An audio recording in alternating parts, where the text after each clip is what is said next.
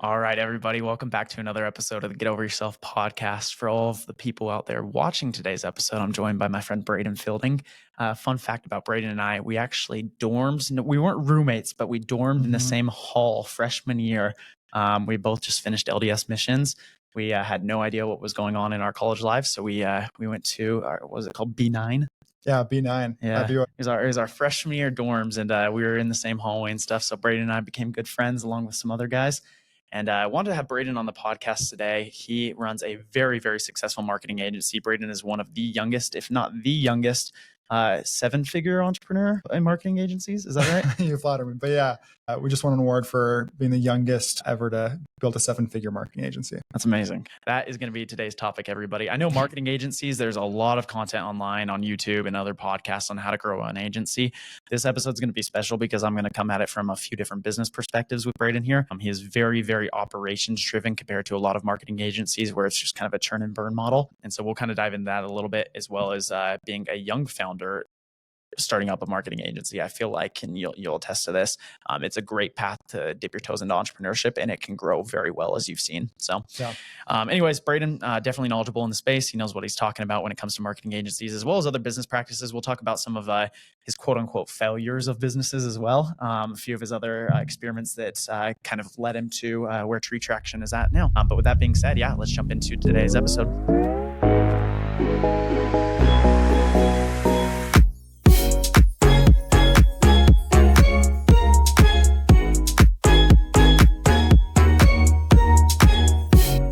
Thanks for coming on, Brayden. Hey, thanks so much for having me, Brandon. Yeah, we were just joking around that this is kind of, you've done things behind the camera before, and like for certain like landing pages and stuff, you're kind of the center front of the videos, but you don't produce a ton of content. No. So you're a little nervous right now, a little shy. I am. Yeah, it's super weird. I have a background in corporate film production. So I've made like probably dozens of like high-end commercials for companies.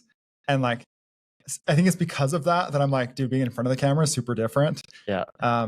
But I'm super comfortable behind the camera. Usually you're not the main actor though, huh? No. That's why I like podcasting though, because like, yes, this is being recorded and a handful of people will watch and like they'll see the clips on social media and stuff. But at the end of the day, it's more of just like the business driven decisions that we're trying to touch on this podcast, and you're an expert on it. So you don't need to feel nervous whatsoever. Well, thanks. So Brayden, I want to start. Obviously, I mentioned that we met a little over 4 years ago now at our freshman dorms. It's pretty amazing to see the differences in 4 years where both of our lives have headed, specifically business speaking, personally as well. But we took a class together our freshman year. It was, I've referenced it a few times here on this podcast, Corporate Church's Entrepreneurship 101. I forgot that's where we were in the same class. Yeah. So we took that. We were in a group project. I think we teamed up on that group project just because we were like, you're a couple doors down from me in our dorms. Yeah. But that class has inspired a lot of entrepreneurs coming out of BYU to get going. Was your path always entrepreneurship, or tell us about your day one? I don't know if that was like my plan. Like, I don't think when you're a kid, you're like, oh, I'm going to be an entrepreneur. Like that big word, like doesn't really like. It doesn't resonate. It doesn't really mean much. But like, I also never had a job working for somebody else when I was a kid. So I remember growing up, and until I was probably like 14, I'd make money like babysitting, or convincing my parents to pay me to babysit my siblings. And I'd like slowly save up money and stuff. And eventually I got into photography using my mom's camera, and decided, okay, I want my own camera that can actually do video. So I was super interested in video production, started making some videos. Where did that come from though? Well, so we lived in Norway for 2 years when I was growing up. So when I was 12 till I was like almost like 14 and a half ish, we lived in Norway, and it was just gorgeous, right? I remember looking out at the scenery and being like, okay, I want to be able to take pictures or videos that actually look like how beautiful this is. And when you kind of suck at photography, and this is back before we had like nice iPhones that like take incredible pictures. It's anything like, that could have destroyed like the old cameras 15, 20 years ago out of the water. Yeah. I mean, when you take a picture with like the old cameras, it's like, yeah, like that looks nothing. Like the picture that I just took looks nothing like what I just saw. And so then you start learning and you're like, okay, how can I make this look cooler? And I like telling stories and making videos. And I used to make little war movies when I was with my friends running around. Like what, stop motion or something? No, we'd like take like airsoft guns, and we would paint the tips from like the orange color to like the black colors that looked like real guns. Nice. And then we would like edit in like muzzle flashes and explosions and like a typical like 6th grade project for like school or something. movies. Yep. It's like, Remember that song from my movie? the main like The main theme song. Yeah, dude. Oh my The audio gosh. was great. I think that's probably what started it. And then I like moved to Norway, did some like photography stuff to be like, oh, this is kind of cool. Also made some like videos with a friend. And I like there was honestly like a bunch of YouTubers that I'd watched to like figure out how to like improve my videos. But it was never like I'm gonna make money with this. It's like obviously I'm 14. So I make like zombie movies with like my friends. And Just like fun. my brother broke his arm on a zombie shoot one time and like went to the hospital dressed up like a zombie. And, like, I don't know, it was like my childhood. And then eventually I came back to Texas, where I'm from, and had a neighbor who said, hey, I'll pay you to take our family pictures. And I was like, okay, like that's free money. But I'm not qualified to do this. And she's like, okay, I'll figure it out. I'll pay you like $50. I'm like, $50 is like way more than I make doing, babysitting or whatever. Right? Yeah. So I learned how to do that. And eventually that's what turned into a business because I did her pictures and she's like, oh, these are actually pretty good. And looking back on them, like not very good. They never are. Yeah. No. But like for nice. $50. Yeah, for $50, right? what do you expect? Yeah. You get someone else to take the pictures. You got a picture of your whole family. And then like she told somebody and they told somebody. Next thing you know, like in the fall, I was doing like 25 sessions. Right. And like started to like really grow. And so then eventually I got an internship doing photography and they taught me how to increase my prices. So I increased my prices like a ton. By the time I graduated high school, I was like making like $2,000 on one of these sessions. And I was like, wait, this is super rad. This is like, I know photography is very seasonal, but how many photo shoots were you doing a month when you were in high school? Well, when I was just doing $50 per session, it was like a ton. Yeah, right? I could imagine 5 a week or 6 a week while doing school. And then as I started to raise my prices towards the end, I would do like 6 or 7 kind of nice ones in like 2 months. Okay. And each of them were $2,000? Just about. I mean, sometimes I had one that was like almost 4,000, but like I'm paying for like, I did like prints and other stuff. So I kind of learned how to like, I'm just saying total profit. That's what you're pulling in. And as a high schooler, that's insane. If you're pulling in a couple, $8,000 a month, give or take a little bit there. And it was never that predictable. Like I had no way to market and stuff. So, but yeah, I'm sure it was hit or miss. I made some decent money in high school. Yeah. And realized like, wait a second, my buddies were like working at Chick-fil-A and they're making, and especially in Texas, like they're making like $7.25 an hour before taxes. It's like after taxes, I'm like, dude, you just went to work for 2 hours and made $10. Yep. And then you ate a sandwich on the way home and you just lost made money. Nothing. Yep. Yeah. Yep. So I had a similar story. My only traditional job I ever really worked growing up was as a lifeguard at my local community pool. And during the time, that's when I started doing, it wasn't photography or anything. My buddy and I, we started doing landscaping. So we go door to door, we knock on people's doors in our hometown. Our sales pitch was the worst thing you've ever heard. We probably were spending more, like on your early days of the session, I think we're probably spending more money on gas for like the truck to get out there, the lawnmower, the edger, everything. And I remember though, even though our pricing was all over the place, same as you, like that's where I first got my sense of entrepreneurship. And like you said, at the time, that's not what we called it. But that was the first time I ever really understood. And in California, I made a little bit more money than in Texas on minimum wage. I think I was making probably like $12 an hour or something. Dang. But also the taxes come with it. And there's a million things that come into that equation of being from California, as we can talk about for 12 hours. Yeah. But with that being said, though, when I started knocking on these doors and getting my first landscaping clients, the sales pitch was horrible. We weren't even getting like repeat clients. We were just doing like one-off jobs. And honestly, people thought we were probably just some broke high school kids, which we were. And so they would probably just give us the job for. How old were you? At the time, I was probably 16 or so because I had my license. You could drive. Yeah, I had my license and stuff. So we would show up, we do the jobs, but moral of the story is that's where I got my first taste of entrepreneurship was back in high school too. And it goes down the funnel. I mean, I don't know if you were like this at all growing up. I was like the kid who sold water bottles at recess or like would find the latest trend. I was like the guy who bulk ordered a bunch of fidget spinners off Alibaba when that was booming. I just like any little side hustle to make some extra cash because I thought it was fun. But the door knocking for landscaping was like the one that really showed me like, hey, I can make more money doing this than like 6 hours of lifeguarding. And that's kind of where I got my perspective from. Yeah. But let's jump a little bit forward now. After high school, you go and serve an LDS mission. Talk about that experience for a couple minutes. Yeah. So I had the opportunity to go to Malaysia and Singapore right before COVID hit. And so I was there for like seven-ish months teaching people about Jesus Christ in Malay, which was a super hard language to learn. In the 7 months, did you become okay at it? I feel like I was pretty okay towards the end. Yeah. I'm telling you though, the first couple months, like you literally sit on the floor while you're teaching people and you're like, I have no idea what's going on right now. Dude, when I got to Brazil, I had One of my first lessons when we were actually there, for anyone who's not LDS listening to the show, basically how it works, your first 6 weeks as a missionary, if you're learning a new language, you're basically in a training center where they're teaching you the language and little things like that. And then you go to wherever your assigned call was. So you were in Malaysia, I was in Brazil. And when I got to Brazil, I remember like my first quote unquote lesson I ever taught about Jesus Christ, I fell asleep during it because I didn't understand anything that was going on. When you go out on a mission, you have who's called a trainer. It's basically your person who shows you how to be a missionary, is proficient in the language. So my trainer kept like having to hit me in the middle of the lesson because when you're studying that much and you're trying to learn the language, like I was just out of it. So my first ever lesson, I fell asleep during it. Dude, that's crazy. Yeah. But anyway, sorry, cut you off. Go for it. So you're learning the language. You're out there right before COVID. It was super awesome. Yeah, I really love the people. And then COVID happened. Yep. And I don't know what it was like in Brazil where you were out during COVID. Like rumors start going around. No idea what this thing is. No one has any idea what's going on, but people are freaking out. And now it's in China. Now it's in the US. And now there's a case in Europe. And now Europe's locking down. And people are buying up all the toilet paper. Dude, this is way before people started buying up toilet paper. Yep. But eventually we started getting locked in our houses. We couldn't leave and eventually got sent home because they evacuated everybody from other countries back to the US. So I went home for a couple months and went back out to California. And in California is where I learned advertising. So we're doing some Facebook ads. I was super brand new to it, but there are a couple other missionaries that were doing some advertising. I was like, this is actually sweet. And I can use some of the video knowledge I used that I learned back in high school. Because during high school, I was doing photography and making money. But also in videography. School, I was like making videos. Okay. But I was like, it's hard to make videos and make money. Yeah. Which is less of a demand when you're in high school. But on my mission, I was like, okay, wait, I can actually change how I make these and make people money, or I can actually get results from these. I can actually change people's lives. Learned a whole bunch about advertising, then came home from my mission and was like, wait, this is sweet.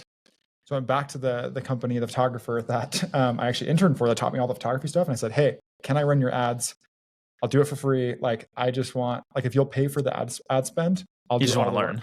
Exactly. So I did and made a cool video for them and started running Facebook ads. And that's kind of like I started advertising. And is this, you're a fan of Alex Hormozi, aren't you? Oh, yeah. So is this, did you learn these principles from him? I don't think at that point, I don't think I'd heard of Alex Hormozi. Okay. Because that was like his big thing with Gym Launch. He basically said, hey, I'll cover my hotel, my food, everything. I will go and fill your gym with clients. All I ask for, like his only payment was like, give me, I think like the first month of what you make or something like that. So the commission on, yeah. But it was like a very, very clear, simple offer. So for this guy, it's like, I'll work for free. You just pay for the ads. That seems like a fairly big no-brainer. Which is advice that I give people when they're wanting to start a business, especially in advertising, is like, go learn as much as you freaking can, right? Yep. There's like courses, there's products, there's YouTube videos that will literally teach you so much. And then go offer to do it for somebody and say, look, I'll work for free if you'll just pay for the ad spend. Then you get a case study out of it. And then eventually they're like, okay, these are the results I'm getting. Eventually, maybe they'll pay you, or if they don't pay you, you take that case study and go find another client. And say, hey, this is what I did for these guys. Would you be willing to pay me for that? So one quick side note, and this is something I've struggled with personally as I've been trying to learn more of like the meta ads universe and trying to get better for our own business. Where is your go-to, like any channels you'd recommend for anyone listening to today's episode on like a good course they could watch? Like, I feel like there's so much fluff out there. And that's my one issue with marketing these days is there's a lot of people out there, since there's not a massive barrier to entry in marketing, a lot of it, and you guys don't do this, which is really why I wanted to have you on the podcast for your business specifically. You guys are very good at retaining customers as well. And a lot of marketing agencies are kind of just the burn and churn. They recognize there's going to be some business who's trying anything to get customers through its doors. So they'll pay X amount of dollars. Really, the marketing agency needs them for a couple months to make their dollar bill, and then they'll go find somebody else who's going to be willing to pay for it. So anyways, long rant there, but do you know of any good channels that are trustworthy that you feel like anyone who's out there who's like, oh, I want to start a marketing agency, where should they turn to? Honestly, I feel like AI right now is getting so good at helping people in understanding like context of things that if I was starting it again, I would go to ChatGPT or get a pro subscription, pay the $15 or whatever, and give it some context and say, hey, this is who I am. This is what I'm trying to do, right? Here's what I want to learn. Where should I go? Okay. Right. It's been a couple of years. Like at this point, like it's been a while since I've been learning online advertising. But honestly, I utilize AI like every single day. You have to. Like, here's what I'm wanting to do, and I don't know how to do it. And you can even ask it to give you channels, right? Because what it'll do is it'll skim all the blog posts, all the reviews, all the everything, and say, okay, these people actually know what they're talking about, and this is what you should be doing. So I love it. That's what I would start with. Okay. So say I'm a brand new guy. Actually, let's just jump back into your story because this should answer this question. you finish up your LDS mission, you go and work for this guy, you start running his advertisements, and then you're a freshman at BYU. That's where our story began together. Jump from there. What happens next in your journey? Yeah. So I decide that I want to get more into film production. I decide if anyone is able to do that, I can probably do that. So I start trying to like kind of pitch some people in some smaller like video production work. It's where I met you. We started to be a part of a program called Seed, which is a program for all-in entrepreneurs. Started meeting other entrepreneurs. And I use the same model of like, hey, I'll work for free to get more experience doing this. And so I think at one point I made like 10 videos for 10 local businesses. And I thought that if I made 10 videos, like eventually that would like turn into like a paying customer because they'd like see the value. And it did not. And it's funny because a lot of the friends that I have today are people that I actually made videos for. And I was pissed because heck, I was one of them. I was one of them. Remember back in the day? You're right. I was one of them. Okay, wait, it's a story time. Have you ever told this story? Of Coda? I don't think so, no. Brandon owned... Yeah, so the podcast has been old enough where Coda was going on. Basic second version here, everybody.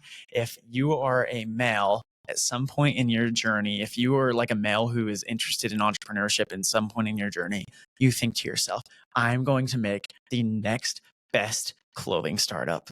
I don't know what it is in the male psychology, but everyone does it. Your startup is going to be so much better. Oh, it's going to be so much better. Our clothing is going to fit better. It's going to feel better. The branding is going to be there. Moral of the story, clothing is very difficult to begin with, especially at the time I was working with two other guys. None of us were designers, which is pretty big in clothing. Mm-hmm. ChatGPT wasn't going to make our designs for us at the time. So who would have thought it failed? Yeah, but I made a video for you. You did. Went up to a massive lodge up in Park City. Yep. We like skied around, wore a bunch of clothes. I like went skiing with a camera and like made a cool video. Yeah, and the video actually is still pretty decent. Oh, the video was amazing. You killed it. But the brand just literally died. It died. And so I'm assuming you had that same issue with a lot of people. So many I'll do free work for you in exchange for X, Y, or Z, but then it never turns into anything crazy. Yeah. So quick tip: if you're gonna do free work for people, make sure that they could pay you if it does work, right? Like make sure they have the cash flow and they have an actual business that's like sustainable. Yes, we did not have the cash flow. And none of the companies at the time of you recording the video, we probably had done under 50 sales of like $20 t-shirts. So yeah, probably not sustainable. But you guys made it sound really good. So I was like, we were both good salesmen. You have to, yeah. Anyway, so yeah, you start going and doing all this work for these businesses. Free labor. It doesn't equate to anything. Get a whole bunch of experience, build a website, put some of the videos on there. And then eventually I'm learning in this class by Corbin Church how to start a business, right? How to validate problems, right? Because that's what entrepreneurship is. Yep. It's people have problems. You need to be able to provide a good solution. And not like a mosquito bite problem, this annoying little problem, but like a shark bite. Yep. Like what big problems people have that cost them a lot of money that they're willing to pay for you to fix, right? And so I was actually at lunch with a buddy of mine in Texas, and his dad showed up to lunch. And I was like, oh, this is really awkward. I don't know why you brought your dad. But we're sitting at lunch and he's like, oh yeah, I like run this like retail brand and we're doing all these different things. And I was like, well, what's your biggest pain point right now in your business? And he's probably like, who the frick is this college freshman asking me my pain points? So we start talking about it and he's like, hiring is the biggest issue. And so I'm like, okay, well, have you run Facebook ads to hire? He's like, no, we've only done Indeed. I'm like, well, your like target market's a lot younger. They're probably not on Indeed. Like if you're looking for like store employees, like it's probably what you need. And he's like, Eventually he gets me to jump on his podcast. He gets me to jump on a Zoom call with the rest of his board. Come to find out, he owns a whole section of AT&T. Okay. And they're hiring for AT&T pretty big stores. brand, I would say. Yeah. So I about crap my pants, right? Because I'm literally working out of my college dorm room. And I have like a virtual background because I don't want him to know that like literally I'm in a dorm room. Yep. I tell my roommate that like he's got to like get out for an hour. Yeah. And I basically tell him all about how they could use Facebook. And I like show him how he could do it. And at the end, he's like, well, like how much would you charge to do this yourself? And I was like, I don't know, but I can get back to you. And he's like, great, let's hop on another call. You get me pricing. And I was like, great. I thought I was just like providing information. Next thing you know, I had a $75,000 contract with AT&T to do their marketing for a year for their hiring. And I offered a Alex Hormozy guarantee because at that point I'd read Alex Hormozy. And I said, if I can't beat the results you're getting on LinkedIn or on Indeed, you literally won't pay me anything. Like I'll keep working until I do. Did you beat the results? Not for 6 months. Oh God. So for 6 months, I was like crapping my pants because I'm like, oh my gosh, the CEO dude is pissed. We like flew out, did this whole like film production in Oklahoma. The videos are not performing. I promised they would, but eventually over time, like I started. And they were covering ad spend? They were covering ad spend. Was that part of the agreement too? So if you weren't able to convert into more employees for them, or are you going to be out not just the 75,000 that they were paying you for the work, but also No, just the 75,000. Okay. Luckily, yeah. But at that point, I'd pay the whole film crew. I'd flown it like I was down. So Probably you're down money still. 20K. Yeah. Which as a college student, like it's horrible. you don't have 20. You don't have $20,000 to throw around. Nope. But eventually, the cool thing about entrepreneurship and especially in advertising is like you figure it out, right? And so like I just kept watching videos. You have to every refill. single day. Exactly. Yep. You're literally out more money than you like literally could refund. And so I learned how to do funnels and conversion pages and Facebook ads and content. And like I kind of took the 75K and I was like, okay, I'm going to start paying other people to ask them questions. So I actually found a good advertising agency here in Provo. And I was like, how much can I pay you per hour to just sit on a phone call with me and just like answer my questions? And I talked to a couple different ones. And finally I found one that would do it for like $150 an hour. Okay. And I was like, great. Done deal. Take it. So I'm literally just like pitching them like, okay, here's the client, here's what's going on, here's the issues. Like, how do I do this? And they like would give me advice and they're like, go do it. And it worked. And it eventually worked. So yeah, built that. And then eventually like you use the first case study, get your second case study, as we were talking about, right? And that's what kind of helped me get some other clients to do advertising for them as well. Okay. So here you are, freshman, trying to figure out what the heck is going on in life. How'd you balance that with school at the time? Not well. I mean, I'm about to graduate in like literally 2 weeks. Mm-hmm. It's been a fight till the finish. Yep. But at the beginning, I think it's been a lot of just like multitasking during class, which really means like not paying attention to class or like switching your attention back and forth. But I would honestly like work on ads while I'm in class.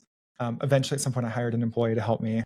And so I'd be like messaging him on Slack and always like in between classes or at night, I was constantly working my business. And then I was also like networking with entrepreneurs like you and trying to go to meetings and still like obviously learn more. And I go to a lot of speakers. So I'd like to learn more about how bigger business works kind of throughout that time. Yeah. And don't even forget like the more important parts of like college. The social life was also playing a big factor. You want to go hang out with friends. That's one thing that I've noticed in our little core group of Seed is everyone is always trying to figure out being the college founder. Yeah. You are mixing kind of the freedom and adventure of young adulthood mixed with, oh crap, I'm 30 years behind already, even though we're not even 30 years old, mixed with, but I still want to go have a social life and add in 40 other things into that category.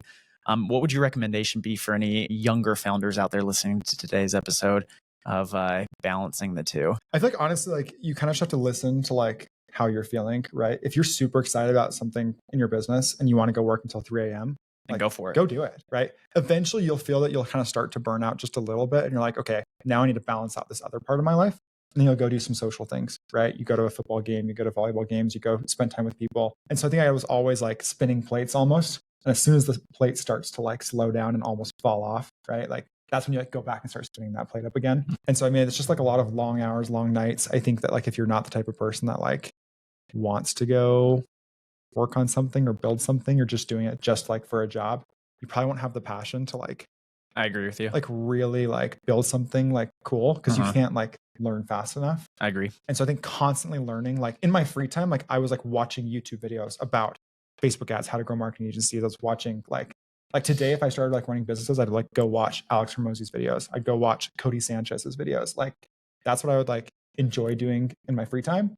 And that's what teaches you the skills and gives you the ideas of like, oh, I should go implement that. And even to this day, right? Like I had 3 buddies over last night and we're literally on my TV watching these like Wall Street Journal videos about how the world works and Cody Sanchez videos on how to grow different businesses. And like, that's what we enjoy doing. And I think that's the key too. I've noticed as we've got farther along in our journey, I started hanging out with that kind of group who was into that kind of stuff too, because then you can mix the two. You can mix the social like you just did last night. You can mix the social while still learning and growing inside of whatever realm you're trying to grow in and for your business. Yeah. And that was a hard reality for a while. And don't get me wrong, I still have plenty of friends and acquaintances who I love hanging out, not to talk business, because I think there's a time and place where you need to turn that side off. My wife is like the complete opposite of like wanting to ever kind of do her entrepreneurial journey. She is like the best supporter, but she's also like very not anti, but she's just not in this space. Very supportive, but like would never want to go and start her own business. And so when I can come home, which is good to have that balance. Oh, it's amazing. Yeah.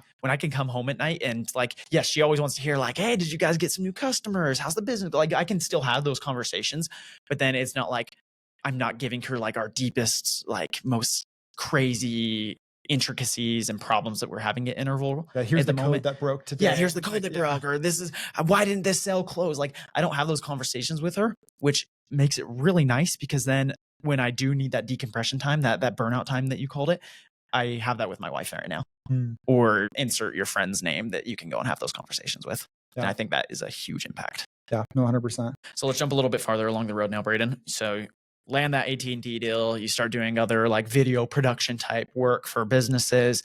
You kind of have it figured out, but then you went through a very, very difficult time with a business partner. Hopefully we can even talk about some of this stuff on the podcast. I think it's time. I think we're allowed to now. Tell us about the journey. Yeah. So actually back up before AT&T ever happened, I had a buddy that I met on my mission and we did a bunch of advertising stuff together. We were super close. And we decided that we were going to start an advertising agency together because he had a whole bunch of skills in SEO and Google ads, stuff like that. He was very technical. And I had all the creative skills over in Facebook ads and content creation and video and photo and all that stuff. So on paper, complementary. Exactly. When you're looking for a business partner, don't find somebody who does the exact same things as you. Find the things that you suck at and that they suck at. Those are the ones you're good at. Exactly. So good compliment on paper. On paper, it was great. And so for months and months, we build this kind of business because we decided, okay, when the semester ends, we're going to fly to Hawaii, go live in Hawaii for the summer, which is where he was from. Heck yeah. And go build this awesome business. Everyone's dream. Everyone's live dream. in Hawaii, build a business. Come on. Yeah. Can't get better than that. Perfect. Yep. Go around, on paper. Go work for local Hawaiian businesses, like go make some cool videos. Like it was everything I ever wanted. And then literally like, I don't know, like 2 weeks or something before we were going to fly out there, we had this tough conversation because again, we don't know what we're doing. Right. And so we started talking about these hard questions of like, well, you're getting married and you're not going to work for a month, but we're splitting everything 50-50. Like, do you get paid the same amount that I get paid? Or like, what if I have like a previous customer and they want some more work? Do we now split that 50-50? Like real questions you should probably have in business. Right. And like when you're co-founders in a business, sometimes you're not sure how that works. Right. Or how do I know that you're working if I'm not working? And again, we trust each other, but still it was like those awkward questions. There's always awkward questions, but it's important to have those awkward questions up at the front so you know where everyone's aiming. Yeah. If you're both steering the ship in different directions, it's not going to work out. Exactly. And finally, there was kind of a little meltdown. And he basically freaked out. I was like, well, I don't think you should be running a business. Like, you're not qualified. And I was like, okay, this is my exit. I was like, okay, guess not.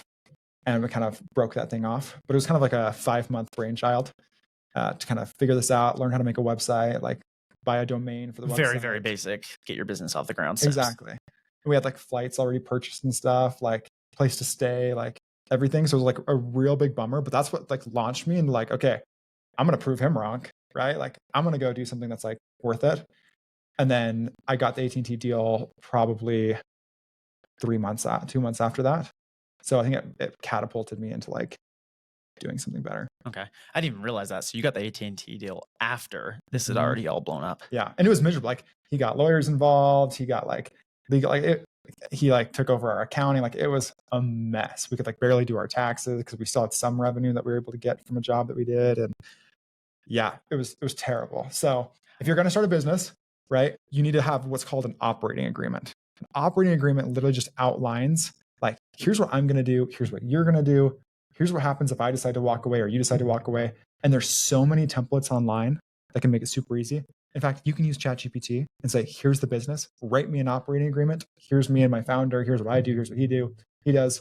And write these contingencies down and then just sign it and just keep like store that away. We did not have one. I didn't know what an operating agreement was, right? Like I barely knew what a domain was for a website, right? Like when you're young, you're like naive and you have no idea what you're doing, right? And it's like, you hope that they have your best interest at heart. When they don't, it kind of sucks. Yeah. Really appreciate you being candid on that comment, because so many times we get into business and we just think it's all going to be cherries and roses. Maybe you don't necessarily think that. You still got to go find the customers. You got to solve their pain points, like you were talking about earlier when you went out to lunch with your friend's dad, who eventually became the client. You have to figure those things out. But then, unfortunately, in business, there's just little annoying things that have nothing to do with you actually creating an amazing business that they have to be said. Yeah. The operating agreement, your formation of the business, little things like websites, banking, everything. There's always these little details. It is frustrating as it is. It's things you have to check off the box, whether for the federal government or for your internal business between the partners, where if you don't do it, you are going to run into situations where legal gets involved. It becomes more of a headache than it's worth. And eventually, luckily, you guys did it very early on where it wasn't like a massive divorce and things splitting all over the place. But Very, very important lesson. And in a way, looking from my perspective, it's probably a blessing that happened to you so early on, because it taught you the lessons that you need to know right then and there. For sure. Yeah. And I think like also if you're a young founder and like you're listening to this and you're like, oh, frick, I have not done this. Yeah. It's super easy to go out and do it. Yes. Right. Like go have the conversations, go to ChatGPT again. Right. And just get something on paper. It doesn't have to be complicated. It doesn't have to be crazy. You can, for the most part, change these things later. And especially if you guys are on the main, like the same page with like where you're wanting to go with the business, like you should be okay. Like you and Connor are awesome co-founders. And I don't know if you guys had everything figured out at the beginning. No, definitely not. I mean, when I first met Brandon, like he had a totally different software and like eventually landed on Interval and is doing super well now. But like things have changed a whole bunch. And I'm sure your operating agreement and everything changed up as well. I mean, both of us were doing revenue and you'd raise money before we ever even like figured out, I guess you figured out operating agreements and stuff as you were raising money, right? No, that had come beforehand. I remember that I hadn't figured out an operating agreement though until you told me about your operating agreement. Yeah. And we were doing way more revenue. And I was like, oh, frick, you should send me your operating agreement. Yeah. So like it comes way later. And it does. And I think the important part though is going back to what you just said, make sure you and anyone else on the team are aligned. I don't even care if it's not a co-founder or a partner who has massive stake. Even if your business has been operating solely by yourself for a long time, hold those values to yourself as well. This is all the tasks that I have to do in order to earn the money that's coming in. Hold those conversations with yourself to keep yourself accountable as well. But then even with, if you bring on an employee, maybe they don't even have any equity stake, maybe they're not a technical founder, anything like that, still have those conversations, because at the end of the day, if your visions aren't aligned, it's going to come out at one point or another. Yeah. And I promise you the conversation is going to be a million times harder to be had down the road than if you get it right out of the gate. Yeah, I totally agree. Jumping in now. This is some good stuff, dude. How you feeling? First podcast. Dude, feeling pretty good. Yeah. I feel like everyone knows this by now, but you warmed up. You got into it. Now it's also nice that we've been friends for like literally years. Yeah, good warm up, right? So I know all the tea on Brandon. All of it. Gotta be careful what we say here. So jumping in now, you get through this phase, you did the video production for a while, and fairly recently, a little over a year ago, you guys made a massive pivot, but a pivot in an amazing direction. Yeah. And this is where the marketing agency Tree Traction came along. So jump us into that journey. Yeah. So 2 years ago, I had a marketing agency. We had AT&T as one of our clients. We were in the last couple of months of our year-long contract. And I had another couple clients as well. We were doing marketing for a tent company. We were doing marketing for a teeth whitening company, a tree service company. All over the place. All sorts of different people, right? Because that's the cool thing in marketing, at least at the beginning, is like everyone needs more money and everyone needs more customers. Yep. Everyone, right? And so if you're good at marketing, people are going to have friends that also have businesses and they're all going to come to you for marketing, right? And so we started doing stuff for everybody. And the issue is that it's really hard to scale. That's what marketing agencies often face when they're generalist, right? And a generalist is somebody that takes on any sort of client to solve any of their problems. Anyone waving a little bit of cash in their direction, they're going to jump on board and say, I can solve those issues for you. Exactly. I can figure it out. And as an entrepreneur, like oftentimes like you do figure things out. Yes. But then it gets really, really hard to scale, right?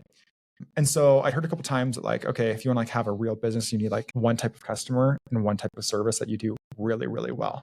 And the hard part is I'd approach clients and they're like, oh, well, have you ever worked with a tent company before? And I'm like, well, no.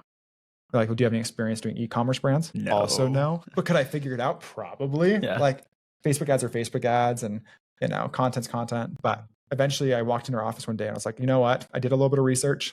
There's not a whole lot happening in the tree service kind of marketing space. It's like really changed the game recently. And so let's go take that on. So I walked to my office and said, okay, we're going to drop some of our clients. Which is a very tough conversation to have. Super tough. Yep. We're going to keep the one client that we have, who's actually still with us today. They're amazing. That's pretty unique. Yeah. It's been like almost 2 years now. That's awesome. And said, look, let's just go all in and say, I'm only going to work with tree service companies. Let's replicate what we've done for these guys and just make it really, really good. So I go all in, have this one employee. We're now negative cash flow, but I'm like, I've got some savings from AT&T. We're going to figure this out. And then I hire on my roommate, who also was right next to us in our dorms initially, Tyson. I don't know what it was about those freshman year dorms, man, but we had a good group of guys. Dude, we had some hustlers. Group. And the people like next door were like lighting things on fire and like, oh yeah, like across the hall, those guys were a bunch of goofballs. Yeah. But our group Our was hall good, was good. dude. It's not because we were there and we thought we were so cool. It was a good group. That was a good group. Anyways, hired him on, and he listened to me doing some sales calls from our bedroom one time, and he's like, "Oh, you could improve this, you can improve that." But eventually, I was like, "Well, do you want to come do it? Like, I'll pay you if you can like get me sales." And he's like, "Okay." And he'd done like door-to-door sales and stuff and been pretty successful. So I hired him on to come do some of our sales. And for the first 6 months, like it was so slow. We had so much to figure out. Really had to like understand the industry before things got a lot better. And a couple of the big things that I learned is that you have to understand your customer and what their real pain points are. And so as we started learning more about the tree service industry, because we decided to make that pivot there, we learned that a lot of Facebook ads, Google ads, other stuff wasn't working well because these were super spaced apart or they weren't super high quality or whatever they were, right? And so 6 months in, we had this solution that was like decent, but not great. And so I picked up the phone and started calling tree service companies. And I was like, okay, what are you guys doing to grow up and be as big as you guys are? And started hearing a couple little things about doing like letters or like mail. But they said, okay, it's super difficult to do. It's not super like scalable. It's kind of hard. And I was like, could we fix that problem? Right? Could we bring these to these other companies that we're currently working with? We did one test for a client. They did like better in that first month than they did in the last 3 months through Facebook ads. And I was like, okay, Clearly something is here. this is something that we need to focus on. And when you say mailers and direct letters, this is mail that is going to somebody's mailbox saying, Yeah. hey, this is Joe Schmo tree trimming service. We noticed you had a tall tree in your yard. And just like a little pamphlet. Yeah. We'll come and cut it down. We'll give you a quote. Exactly. Like, hey, my crew's going to be nearby your home. Like while we're in the area, can we go ahead and come by and give you a quote to get some of your tree work taken care of? Love it. So very simple. Super simple, right? Yes. And as an operations guy, right, you want something that works really, really well and is easier to scale. Right. And so Facebook ads and creating brand new content was extremely difficult. Oh, yeah. It was hard for our clients to keep up with what we were doing. Right. And ultimately realized like these guys just want calls. They want calls from older people. They want calls in good areas. And they want us to tell them where to target, how to target, like just give me calls. So something They're great at cutting down the trees and doing a great job with it. Not necessarily about getting customers or caring how the customers are acquired. Yeah, no, exactly. And so eventually, literally overnight, we switched everybody from Facebook ads, which we had just spent time selling them on, how Facebook ads are going to solve all your business problems, to suddenly, wait, Facebook ads are not going to solve your business problems. Letters are going to solve your business problems. And I'm assuming people were canceling. Dude, I think we only had like 1 or 2 that said, no, I'm not willing to switch. Granted, we only had like 7. So we probably lost like 2 out of the 7. So we had 5 people that were like down, and we switched, and everyone started seeing better results like pretty quickly. And we had to figure out a pricing model and strategy. And then ultimately, like, we were like physically like printing and like boxing up these sheets of paper in our office. So like once a week, we would like get a big delivery of this paper that we ordered online. We'd like hike it up a set of stairs, and then we'd spend a bunch of time like processing this paper and like adding like where that's going to be sent to. And like, it was terrible. But my operations brain started spinning. And I was like, okay, but if we do more of these, then we can put them all back to back to back. I can hire someone to do this. And like, actually, this could actually work out pretty well. And I no longer need an entire creative team to be redesigning our Facebook ads every other week. Mm-hmm. So we switched things over, started selling that instead. Things were pretty slow for a little bit until we really understood our market and really understood like what they wanted, and built a really good system internally to know where to try, like where to target, when to switch up messaging, stuff like that. And then all of a sudden in like, I don't know, August of last year, like things just took off. So you guys, I appreciate that story, because you went through on the model at the beginning of doing it by hand, getting in the nitty gritty. You recognize, all right, Facebook ads, they work, but not amazing. They're a lot of hassle. So what's the natural conclusion?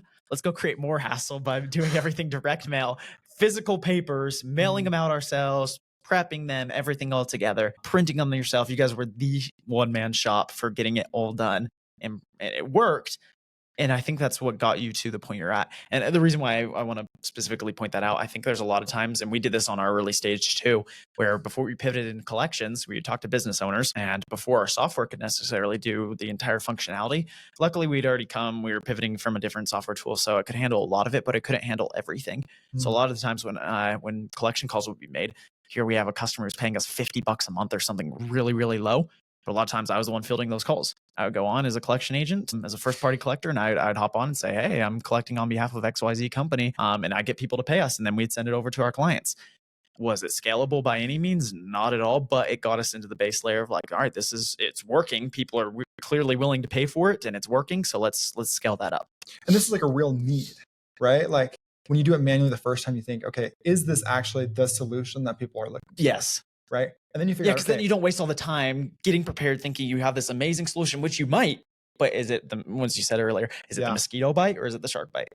Exactly. And that's a huge thing too in building a business. It's like, how quickly can you like have a solution or an MVP, a minimum viable product, to start showing people to see, is this the actual product that people want? Because I see a lot of times people, especially in software companies, where it takes a long time to build out that product. Gosh. They spend like a year or two building out this thing that people don't want or need, or there's a competitor that already does it. Right? You know what's crazy too is there's a company, and I think there are different stages and complexities and layers to that. But there's a good friend of mine who they just finished up their cohort at Y Combinator, and you'd be amazed at like on paper these companies that are getting posted on LinkedIn and on their websites where it says backed by Y Combinator, where it looks on paper like they have everything figured out. But a lot of it is manual processes still because they're testing out those theories. Mm-hmm. On the contrary, in the software world, at least, there's plenty of companies where, or in big tech and pharma and things like, yes, there's a lot of upfront costs. You have to go and do a lot of due diligence, research, production to make something actually work before you can test it. But once again, you need to know that once we do have those scaled in, we are going to have paying customers. So either way, if it's an MVP or whatever stage you're at, you definitely got to make sure you have customers who are willing to pay for it at the end of it, which you guys did with your tree trimming services. Yeah. And so things like eventually became like, they're so much easier than they've ever been, right? We're doing it cheaper. We're doing it better than it's ever been, but it wasn't like that for a long time. No. Right? If somebody goes and looks at you, I guess you don't do much content, but like if you're one of those guys out there, this is what drives me nuts about social media. People wave their flashy cards and say, oh, I started an agency and it grew to 6 figures within a couple months. And it's very easy to be flashy. But what I appreciate about your guys' business is you are very, very low key about it. You just want to provide a very good service for your clients. And that's why you guys don't have as much churn as a lot of marketing agencies either. Yeah, 100%. What's your guys' strategy on customer retention? Besides the obvious of making sure they have leads. Yeah. I think high churn is just an indicator of your service experience. So that's service experience, whether you're a service company or whether that's like your product experience. If people are leaving your company, like there's a bigger issue. Mm-hmm. And just adding more clients is like it's just a Band-Aid to like a gaping wound that's underneath of there. So we spent a lot of time, especially internally, figuring out, okay, like what is it that clients actually want? What's the pricing structure they want? Do they want to pay per lead? Do they want to pay per piece? Do they want to be able to grow quickly? Like, do they want a guarantee? Do they like, what is it that they actually like want? And that's what's helped us to be able to like provide the experience that they actually want before we've like scaled up. And so now at this point, like I feel like I'm pretty confident that like what clients want is actually what we're providing. Mm-hmm. And so it's a lot easier to keep clients when you have a really good service that actually solves someone's pain points, right? Like, and I took the time to actually understand what it is that they care about. Like, I don't think if I had stepped in to understand that, then we'd still be doing Facebook ads and like trying to throw this Band-Aid on this problem that like they have and like sort of struggling to do it, right? And now we're getting 4 or 5, 6 times better results with half of the effort internally because we've now built a tool internally to do this way easier. And it's good for the clients because it's working better. It works better. It's hard for them to do that if they were to do any of that internally. Mm-hmm. Like it's just a win-win for both companies. And so we can provide a really great experience. And at this point, like I've also like hired really good people. So they build relationships with our clients and are always there to like communicate quickly. We've got like, I don't know, going back to like the churn thing, because I think that was like your original question. Yeah. It's like, how do we reduce churn? And we have client success managers that are specifically responsible for certain clients. And we have like 15-minute response times usually via text or call to get a hold of our clients super quickly and to make sure that they're taken care of. So, yeah. And I just want to say that takes a lot of humility to be able to go and just pivot that quickly. You guys had a system that was working okay. You're working with all different types of brands. And this is the theory that a lot of marketing agencies go off of is if we can bring customers through the door, we know if we can keep them for at least 3 months, we're going to turn a decent sized profit. And then after that, whatever happens, happens. But you guys went in with a more humble approach of saying, we could be like every other marketing agency out there and promise meta ads and promise good results and deliver okay results. Well, and promise like 8 different things. Like so many companies go in and be like, oh yeah, let me solve your problem with like Google, X, Facebook, Y, Z, SEO, like everything. Google, like everything. Yeah. But no, you guys mastered. We do direct mail marketing, handwritten letters for our clients that are tree trimming services. Like the most niche down thing on earth, but you guys figured it out, you scaled, and now you've become the youngest 7-figure marketing agency entrepreneur. How's it feel? It feels pretty good. Yeah, I see a smile coming on that face. That's pretty good. It's cool. It's a lot easier too to like have a product that people like. Yes. I think your life as an entrepreneur, when you have a product that's like subpar, is very, very stressful. Yes. Right. Because then the entire time your entire strategy is, can I get more sales reps where on paper they can go and sell this? But then once it actually gets the clients actually get a hold of it. Oh crap, it's not anything that it was supposed to be, that I was promised. Yeah. Can you sell more than you can churn? Oh my gosh, I'm dealing with the software right now. Exactly that. Get on the phone. In theory, sounds like the coolest product on earth. We spend like $2,500 on it. I've had it for like a month and a half now. I'm like, this thing sucks. This is nothing that I was promised. I'm locked into 4 more months of the contract I paid up front. Yeah, and from my perspective, it is very, very frustrating. Will not be renewing, so maybe I'm one of those customers that is, we knew we could keep you for 6 months because you prepaid, and then you're out, and we made money off you, so we'll go on to the next sucker who we can get. It's deceptive. It's not long-term strategies. Great if they can grow quick. I guess all power to them. Not personally how I think business should be done, but anyways. Brayden, final questions here on the Get Over Yourself podcast as we're closing out today's episode. Really, really awesome to have you on. Been friends for a while. So we're both graduating now and entering into a different stage of our entrepreneurship journey. I kind of joke with myself and all my friends and family that I don't think anything really is going to change. It's not like we go to class anymore. We are the worst students whatsoever. Nothing crazy is going to change. We are entering into a new age. What are you most excited for? Dude, honestly, not having to try and balance school and work. Like, I think just having 2 different things that like are always going on, just switching between tasks. Oh, it's so annoying. Just drains you. Even if it's like not that much that you're doing for one of the tasks, like just switching between 2 is just like mentally exhausting. Yeah. And I think for the last like 2 years, anyone asks like, hey, Brayden, how are you? And it's like, I'm good. I'm busy. But like, I'm good. Busy has been like the word that's described me. Yeah. And if everyone's like, oh, how's Brayden? It's like, oh, he's good. He's busy. And that's like, I'm like, I hope that I'm like not that person anymore. Right. Yeah. I'd love to like put my absolute soul into my business, because at the end of the day, like I'm helping clients grow their businesses. I'm making them money. I'm also helping my employees make money and have a good place where they enjoy working. Like I feel some responsibility there. But I'd love to like go home and like have a life and like also be able to like enjoy everything else that's going on. We'll have you back on the podcast in a year from now and see if that's changed whatsoever post-graduation. That's awesome, man. I don't know if you can ever like not be busy as an entrepreneur. No, you always got something. Yeah, if my family's listening to this, they definitely feel like Brayden could not possibly not be busy. You can't turn it off. It's bred in you. Last question I have for you, my friend, is I always like asking this as the final question on the podcast. I'm not a believer in starting up a business just so you can go and get loaded and have your perfect life, go have the nice house, the jet skis, everything in between.